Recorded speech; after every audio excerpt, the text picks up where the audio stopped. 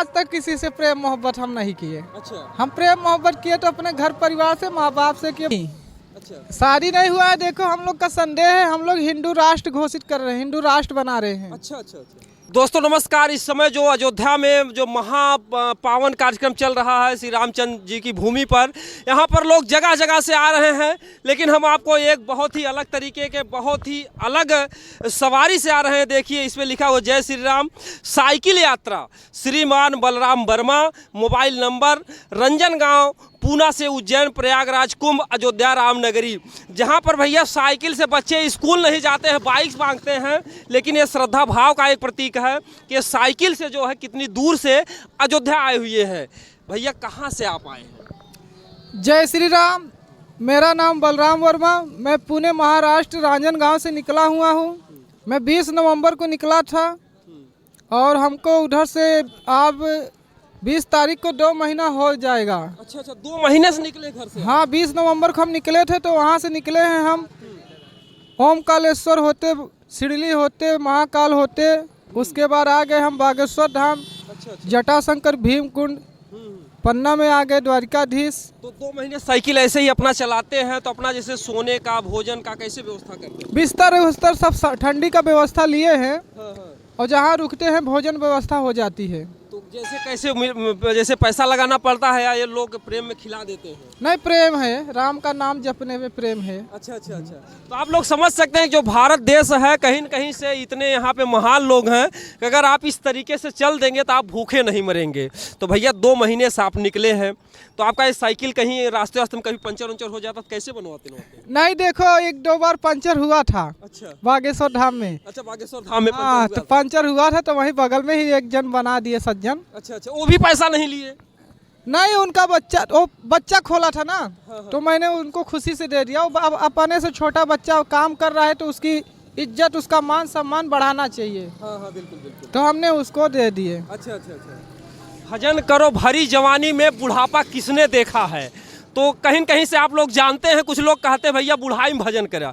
तो भैया आप जवानी में ही निकल चुके हैं, इतनी लंबी लंबी यात्रा। शादी वादी हुई आप? नहीं, अच्छा। शादी नहीं हुआ है। देखो हम लोग का संदेह है, हम लोग हिंदू राष्ट्र घोषित कर रहे हैं, हिंदू राष्ट्र बना रहे हैं। अच्छा अच्छा अच्छा। हिंदू राष्ट्र बनाने का काम कर रहे हैं सभी हिंदू से, सभी सनातनियों से। हिंदू राष्ट्र बना रहे हैं, तो कहीं कहीं से आप शादी क्यों नहीं कर रहे हैं? इसके पीछे क्या राज है? देखिए, शादी करने के लिए वो तो अभी हमने सोचा नहीं है। अब आगे की जो परंपरा है, शादी ब्याह सब करना ही चाहिए, लेकिन अब आगे इच्छा अगर ऊपर वाले की होगी, घर परिवार। अगर हिंदू राष्ट्र बनाना है या सनातन धर्म को कायम रखना है, तो क्या इसमें ये अनिवार्य है कि आप शादी मत कीजिए तभी कुछ कर पाएंगे भक्ति?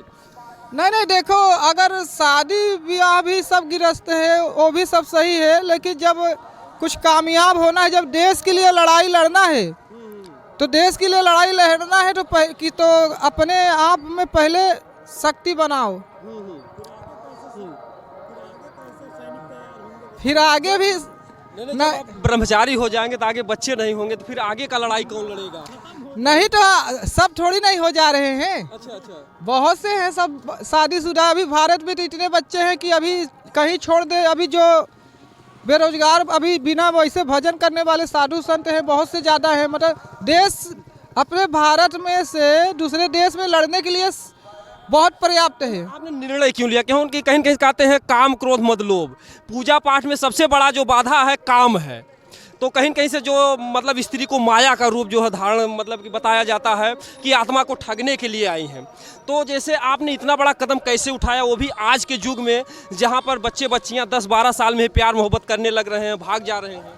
देखो हम तो आज तक किसी से प्रेम मोहब्बत हम नहीं किए। अच्छा। हम प्रेम मोहब्बत किए तो अपने घर परिवार से, माँ बाप से किए, भगवान से किए। अच्छा। और पसंद तो हम सारी दुनिया करते हैं। अब लोग अपने को ना पसंद कर दे तो ये अपनी कमी नहीं है। अच्छा अच्छा अच्छा। कभी जो है ऐसा नहीं हुआ कि आप रास्ते से जा रहे हो, किसी सुंदर महिला को देखने के बाद आपका मन विचलित हो, या विचलित हो जाता है तो कैसे आप अपने आप को संभालते हैं? देखो, जो देख के संतुष्ट कर ले वही तो सबसे बड़ा धर्म।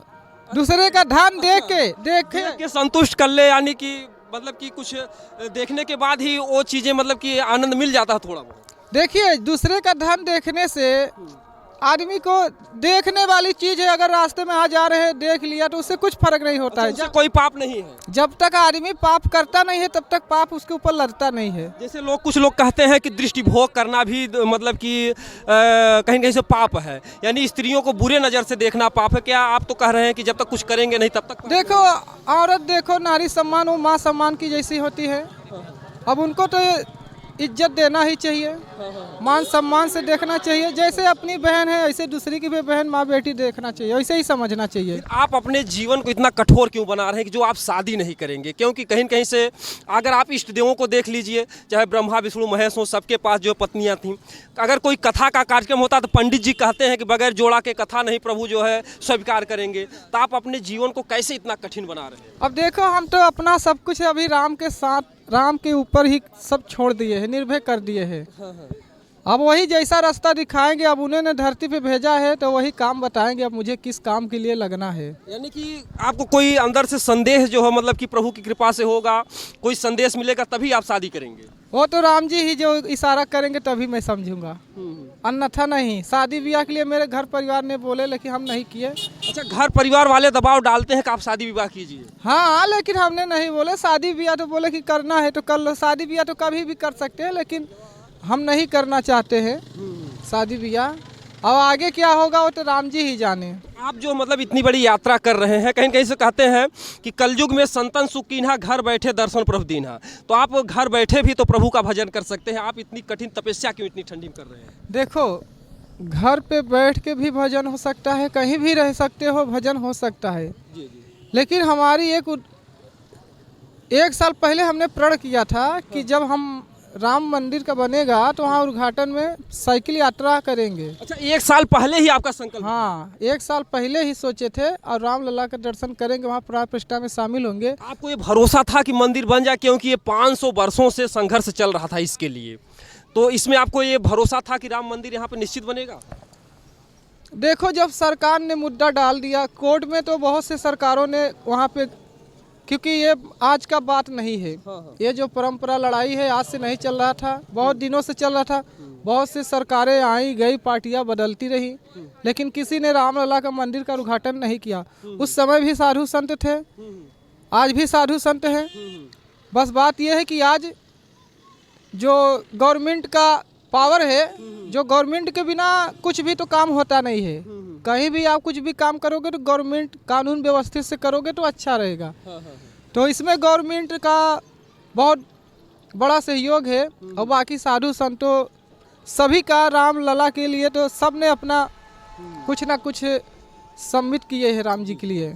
बहुत बहुत आपको धन्यवाद, बहुत कुछ इन्होंने बताई हैं। और देखिए कितनी तपस्या कर रहे हैं इस ठंडी के महीने में। इस साइकिल पर श्री रामचंद्र जी का जो झंडा लगा हुआ है और आगे बोर्ड लगा हुआ है, और इसी तरीके से दूर दराज से लोग आ रहे हैं। और